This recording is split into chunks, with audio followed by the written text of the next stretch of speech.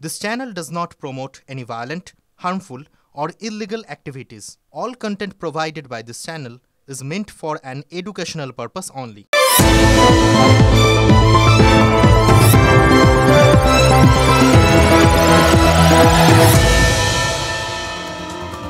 বিষ্ণুর দ্বিতীয় অবতার ছিলেন কুর্ম বা কচ্ছপ। এই কচ্ছপের পিঠের ওপরেই নাকি ওই মন্দার পর্বত রেখে সাগর মন্থন হয়েছিল। তবে সোনারপুরে ওই জামাল সর্দারের চৌবাচ্চার কচ্ছপটা বোধহয় এই জনপ্রিয়তার দিক থেকে না ওই কুর্ম অবতারকেও ছাপিয়ে গেছে।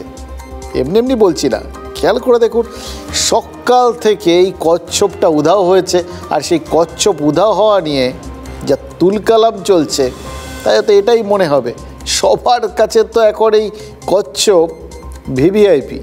এটা সত্যি, এই ভিভিআইপি কচ্ছপের ছবি আমরাই প্রথম আপনাদের দেখিয়েছিলাম। অবশ্য তখন ভাবিনি যে মাত্র কয়েকদিনের মধ্যেই এই কচ্ছপ এরকম একটা জনপ্রিয়তা লাভ করে ফেলবে। দেখুন, কচ্ছপ তো আসলে মেন ক্যারেক্টারও নয়, তাই না? সাইড ক্যারেক্টার জাস্ট একটা। এই গোটা মানে এই জামাল সর্দারের এপিসোডটায়, বা সেটা যদি আপনি ওয়েব সিরিজ ধরেন, তো জামাল সর্দারের ওয়েব সিরিজে এই কচ্ছপ হচ্ছে জাস্ট একজন পার্শ্ব অভিনেতা। জামালের ক্রাইমের সাথে এই কচ্ছপের কোনো সম্পর্কও নেই। সংরক্ষিত প্রজাতির কচ্ছপ, সেটা অবশ্য বাড়ির চৌবাচ্চায় রাখাটা একটা ক্রাইম, কিন্তু জামালের বিরুদ্ধে আসল অভিযোগ তো সেটা না। তার বিরুদ্ধে আসল অভিযোগ তো বাড়িতে সালিশি বসানো, মানুষকে শেকলে বেঁধে পেটানো। জামালের অ্যালিবাই কী ছিল? তিনি ওই শেকলে মানুষ নয়, ঘোড়া বেঁধে রাখতেন, শান বাঁধানো, মানে একদম চকচকে মার্বেলের মেঝে ঘোড়া। তারপরে তার ঘোড়াকে অত্যাচার করার একটা শখ ছিল, জানেন তো। কারণ ওরকম ঝকঝকে চকচকে মেঝের ওপর যদি ঘোড়াকে রাখা হয়, পড়ে গিয়ে ঘোড়ার তো পা ভাঙবেই ভাঙবে। মানে জামালের অত্যাচারের সঙ্গে ঘোড়ার একটা দূর সম্পর্ক রয়েছে, এটা বোঝা যাচ্ছে। কিন্তু কচ্ছপ তো দূর দূরান্তেও নেই। দেখুন সময়ের সাথে সাথে কত কিছু বদলে গেছে। ওই ক্রাইমের প্রাইম ফোকাসে কচ্ছপটা চলে এসছে। কচ্ছপটা সংরক্ষিত প্রজাতির, ফলে জামালের বিরুদ্ধে যদি কেস সাজাতে গিয়ে কোনোভাবে কোনো জায়গায় একটু খামতি থেকে যায়, মনে হয় একটু পুরোটা হলো না, একটু আর একটু দরকার, তখন ওই বেআইনিভাবে কচ্ছপ পোষার অভিযোগটাও তো সরকারি আইনজীবী তুলতে পারেন। এটা কিন্তু এমনি এমনি বলছি না, জানেন তো, ভাববেন না ঠাট্টার ছলে বলছি। দেখুন, পাক জঙ্গি আজমল কাসাবের বিরুদ্ধে ঠিক এরকমই তো একটা কেস ফাইল করা হয়েছিল। বিনা টিকিটে ছত্রপতি শিবাজি টার্মিনাস স্টেশনে ঢোকার চেষ্টার অভিযোগ উঠেছিল। কিন্তু জামালের বিরুদ্ধে এই অভিযোগটা, মানে এই সংরক্ষিত প্রজাতির কচ্ছপ পোষার অভিযোগ, সেটা কিন্তু আর প্রমাণ করা যাবে না, কারণ কচ্ছপটাই তো উধাও হয়ে গেছে।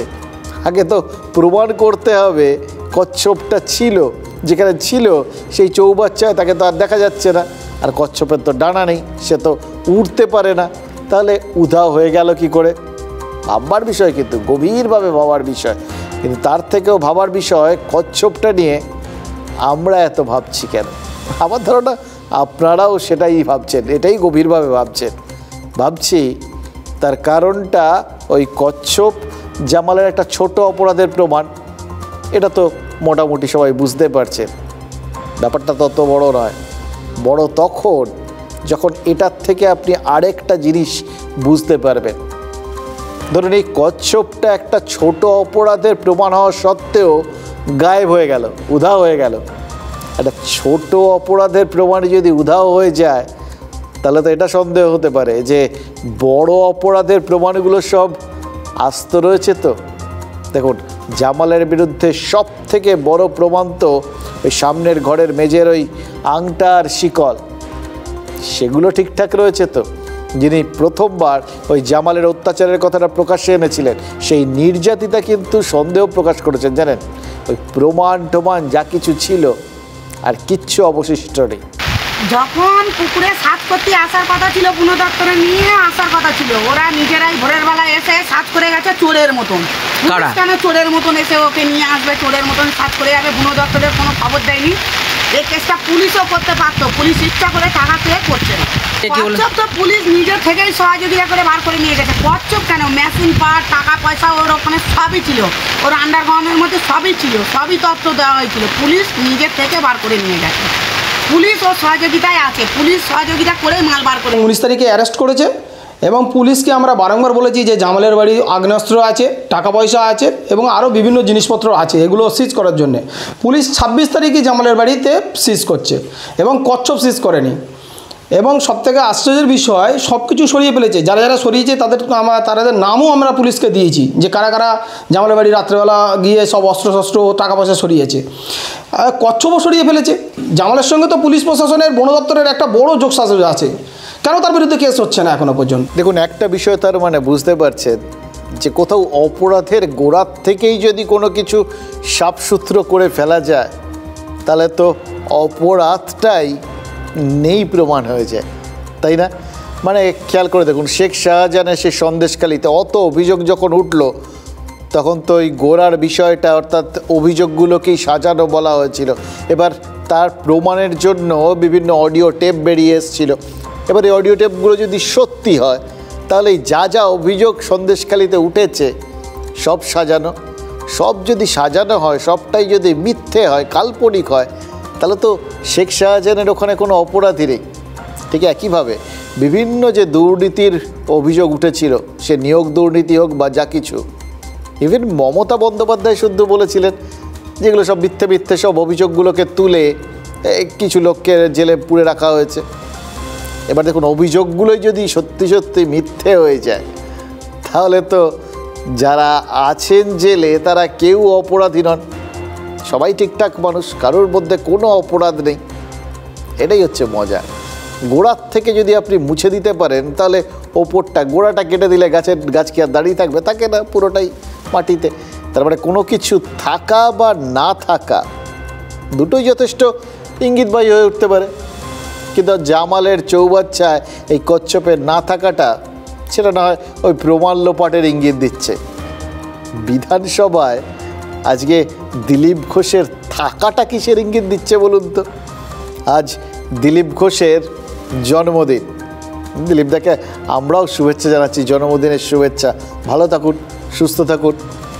দেখুন, তিনি এমনিতে এই মুহূর্তে কোনো দায়িত্ব নেই কাঁধের ওপর, মুক্ত বিহঙ্গের মতো, যেখানে খুশি তার হারিয়ে যাওয়ার নেই মানা, তিনি যেখানে খুশি যেতে পারেন। তা বলে দিলীপ ঘোষ যে বিধানসভায় চলে যাবেন সেটা কেউ ভেবেছিল? আর গেলেন তো গেলেন, শটান শুভেন্দু অধিকারীর ঘরেই বসে গেলেন। এদিকে শুভেন্দু অধিকারী তখন অধিবেশন কক্ষে বসে একের পর এক মেনশন শুনে যাচ্ছেন। সাধারণত বিরোধী দল নেতা এতক্ষণ অধিবেশন কক্ষে কাটান না, এটা আমরা দেখেছি, জানেন তো। কোনো না কোনো ইস্যুতে ওয়াকআউট করে ঠিক বেরিয়ে আসেন। আজ কিন্তু ঠায় বসে রইলেন। অন্যদিকে তার ঘরে ওয়াক ইন করে বসে রইলেন দিলীপ ঘোষ। এবার সাসপেন্স চড়ছে, সবাই ভাবছে যে কী হয় একটা ব্যাপার আর কি। সাসপেন্সটা শেষ পর্যন্ত কিন্তু সারপ্রাইজ হয়ে গেল, বিজেপির জন্য নয়, আমাদের জন্য। অধিবেশন থেকে বেরিয়ে এসে শুভেন্দু অধিকারী দিলীপ ঘোষকে গেরুয়া উত্তরীয় পরিয়ে মিষ্টি খাইয়ে আপ্যায়নের একদম চূড়ান্ত করে ছাড়লেন। এবার মুশকিল হচ্ছে এইসব দেখে শুনে না, এই সমস্ত ফ্রেমগুলো তো অসাধারণ সব।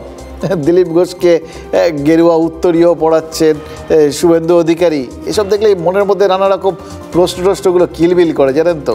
মানে 4 দশকেরও বেশি সময় ধরে দিলীপদা সংঘের প্রচারক, তাকে কিনা ঘটা করে এই গেরুয়া উত্তরীয় পড়তে হলো শুভেন্দু অধিকারীর কাছে।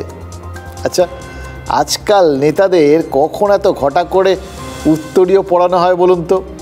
আমি জানি আপনারা ধরেছেন, ঠিক ধরেছেন, যখন ওই নেতারা দলবদল করেন অথবা অন্য কোনো দলে ঘুরতে গিয়ে দম বন্ধ হয়ে আসে, ফের পুরনো দলে ফেরেন আর কি। তাহলে শুভেন্দু অধিকারী কি দিলীপ ঘোষের ঘর ওয়াপসি করালেন নাকি শুভেন্দুর ওপরেই কড়া নির্দেশ হয়েছে যে এই দিলীপ বিধানসভাতে বসেই দিলীপ ঘোষের জন্মদিন ঘটা করে পালন করতে হবে? এই নির্দেশ এটা কি দিল্লি থেকে এলো? এটাও একটা তো বড় প্রশ্ন। দেখুন এই সমস্ত ক্ষেত্রে না দিল্লি থেকে মেনশন করার কারণ আছে, দিল্লির সব কিছুর মধ্যে একটা অন্যরকম সিস্টেম কাজ করে, যখন তখন যা খুশি তাই ইচ্ছে মতো করলে হলো না, মানে বললো আপনি করলেন, এখানে শেষ নয়। কেন্দ্রীয় প্রকল্প আসে, কেন্দ্রীয় প্রকল্প করে দিয়েছেন, শেষ নয়। ইউটিলাইজেশন সার্টিফিকেট চাওয়ার বা দেওয়ার একটা ব্যাপার আছে। মানে ধরুন আবাস যোজনায় কারোর বাড়িটা তৈরি হলো, তাহলে বাড়ির মালিকের সাথে বাড়ির ছবি দিয়ে কমপ্লিশন সার্টিফিকেট দিয়ে উপভোক্তাকে দিয়ে সই ঠই করিয়ে তারপর রিপোর্ট পাঠাতে হয় দিল্লিতে, তবে গোটা ব্যাপারটা হয়েছে এটা দিল্লি বিশ্বাস করে। সোজা বাংলায় কাজটা যে হয়েছে তার প্রমাণ। আমার কিন্তু মনে প্রশ্ন জাগছে জানেন তো, এই যে দিলীপ ঘোষের জন্মদিন পালনের অ্যাসাইনমেন্টটা এইভাবে পালন করলেন শুভেন্দু অধিকারী, মিষ্টি খাইয়ে উত্তরীয় পরিয়ে তারপর দিলীপ ঘোষের সাথে ছবি তুললেন, সেই ছবি তো দিল্লি পৌঁছে গেছে নিশ্চয়ই, ব্যাস কামতামাম। দেখুন গত জন্মদিনে কিন্তু দিলীপ ঘোষ বিধানসভায় আমন্ত্রণ পাননি, আগামী জন্মদিনেও পাবেন কি না সেটা নির্ভর করছে এই আন্তরিকতাটা অ্যাকচুয়ালি কোথায় রয়েছে না তার ওপর, মানে ওই ফ্রেমে রয়েছে নাকি প্রেমে রয়েছে।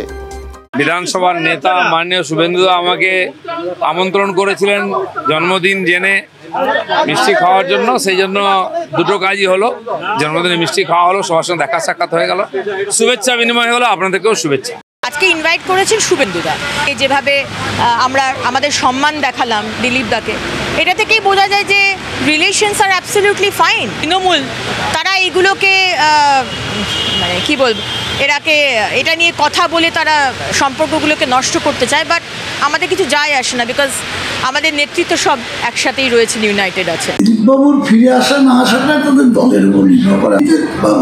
মানুষটা ভালো খারাপ না, কথাবার্তা আমাদের সঙ্গে ছিল, যথেষ্ট আলাপ পরিচয় ছিল, এবং কখনো উনি যে রাফ অ্যান্ড টাফ কথাটা বলেন, ইট মে বি স্ট্র্যাটেজি, সেটা আলাদা কথা। ব্যক্তিগতভাবে কার কোনো স্ট্র্যাটেজি থাকে, মানে প্রকাশ্যে আসার জন্য, পাত্রদিকে আসার জন্য সেটা তার স্ট্র্যাটেজি হতে পারে, বাট মানুষ হিসেবে দিলীপবাবু নিশ্চিতভাবে ভালো মানুষ।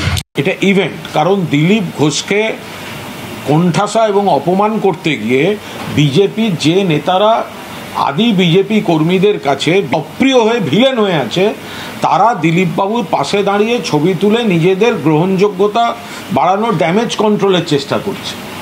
চাপের মুখে ভোটের হাল দেখে যদি দলের নেতারা যারা বেশি ছড়ি ঘোরাচ্ছিলেন, তারা এখন যদি দিলীপবাবুকে উত্তরীয় পরিয়ে কালাকাঁদ খাইয়ে খানিকটা ম্যানেজ করতে চান, যে মিষ্টিটা খাওয়ালো দেখতে মনে হয়েছে মিষ্টি, দিলীপবাবুকে জিজ্ঞেস করুন, ওনার কিন্তু অত মিষ্টি লাগেনি।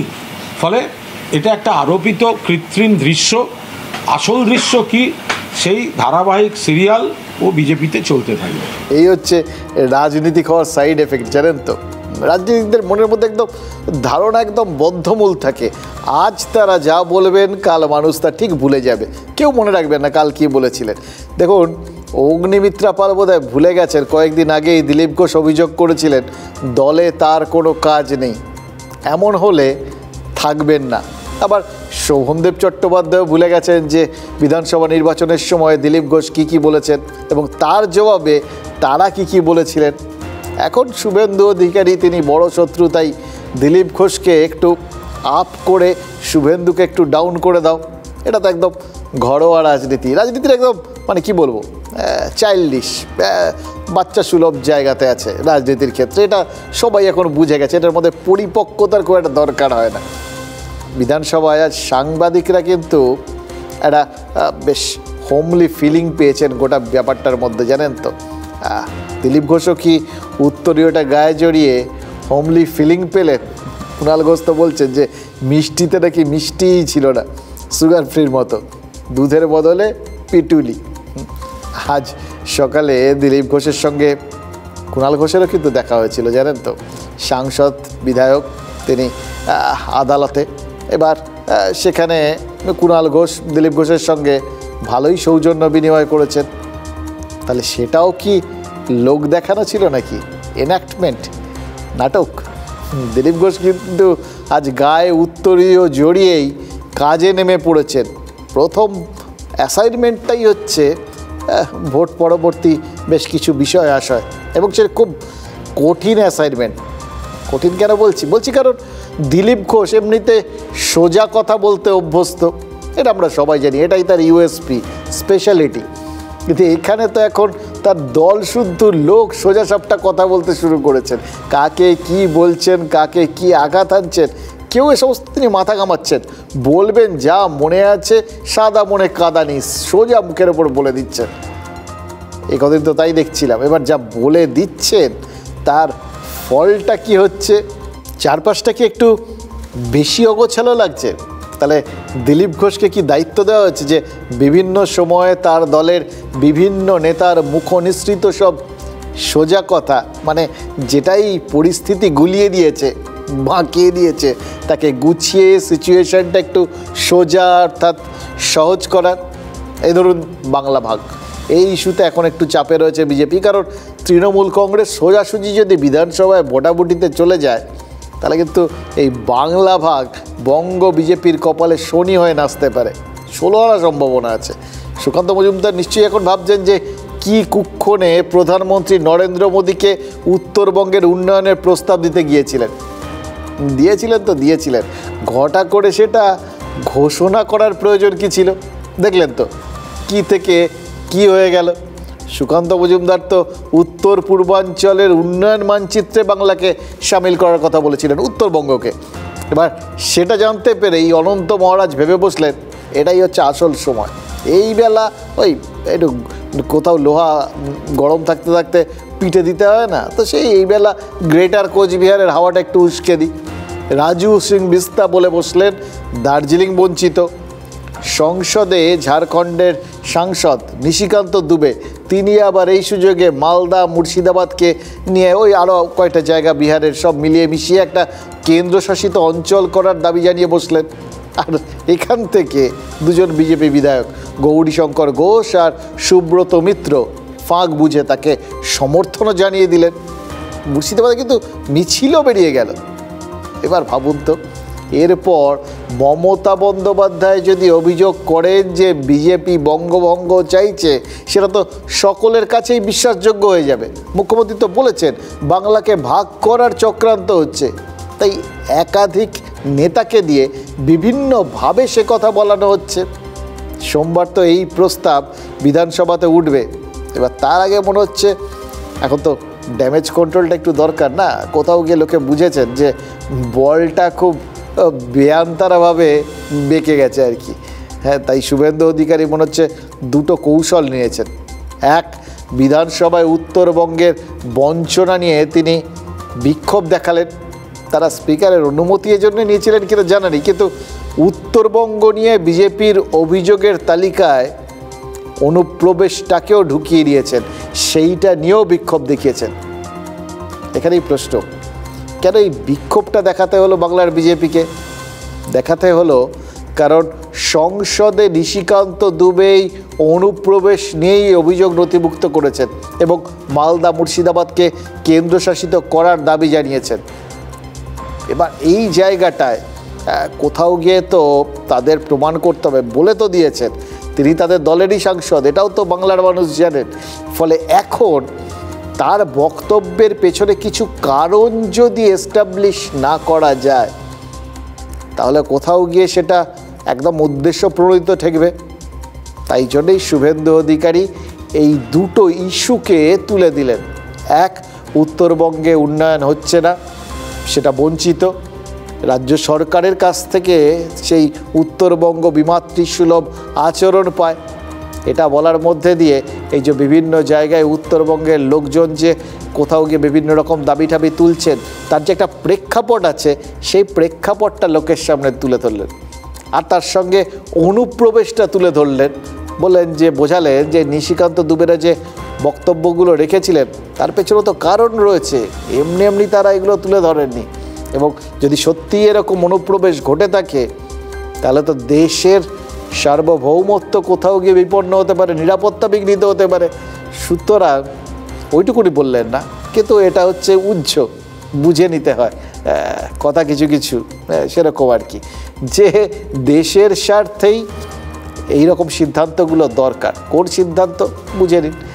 দেখুন, বিজেপি এরপরেও যদি দাবি করে না যে রাজ্যভাগটা পার্টি স্ট্যান্ড নয়, তাহলে বিভ্রান্তি সৃষ্টি হবে, এটা সবাই বুঝতে পেরেছে।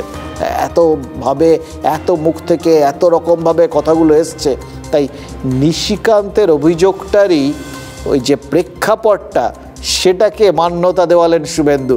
এই বিক্ষোভটা করা সেই জন্যেই। এই দুটো বিষয় তারা মাথার মধ্যে নিয়ে নিজেদের অবস্থান পরিষ্কার করে বিক্ষোভ ঠিক্ষোভ দেখিয়ে তারা মনে করছে যে এস্টাবলিশ করে, লোকের সামনে তুলে ধরে, লোককে বুঝিয়ে দিয়ে তারপর যদি তারা এই বাংলা ভাগ বিরোধী প্রস্তাবের মুখোমুখি হয়, তাহলে তারা যে স্টান্সে নিক সেটা লোকের কাছে বিশ্বাসযোগ্য লাগবে। আর তার পাশাপাশি করা হলো, দিলীপ ঘোষকে দিয়েও বলিয়ে দেওয়া হলো বাংলা ভাগ দলের অবস্থান নয়।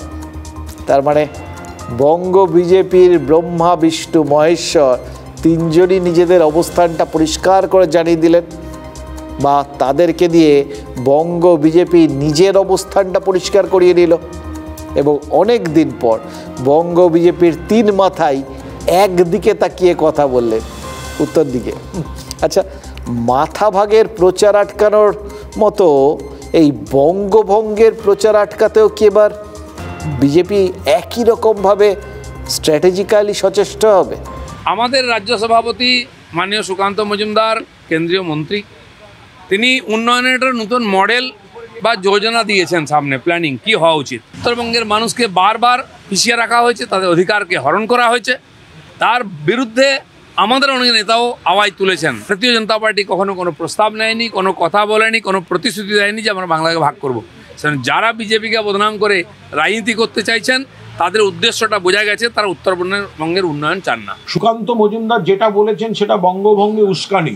বিধানসভায় যখন সরকার, বাংলার সরকার, মমতা বন্দ্যোপাধ্যায়ের সরকার বঙ্গভঙ্গ বিরোধী প্রস্তাব আনবে, তো বিজেপি সেই প্রস্তাব সমর্থন করুক, আগে সমর্থন করে প্রমাণ দিক যে তারা বঙ্গভঙ্গ চায় না।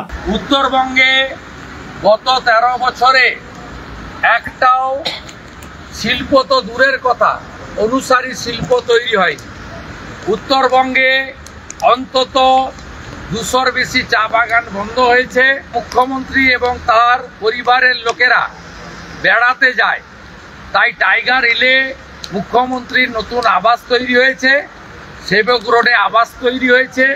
কেন্দ্রীয় সরকার যে চেষ্টা করছে তার বিরুদ্ধে বিধানসভায় আলোচনা হোক, তৃণমূল বলুক, কিন্তু তাদের থাকবে তো সেই স্লোগানটা, দক্ষিণে মমতা উত্তরে কামতা থাকবে তো, যে অনন্ত মহারাজের গ্রেটার কোচবিহার যেমন প্রশ্রয় পেয়েছে দিল্লির অমিত শাহ, তেমন প্রশ্রয় পেয়েছে মমতা ব্যানার্জির, থাকবে তো।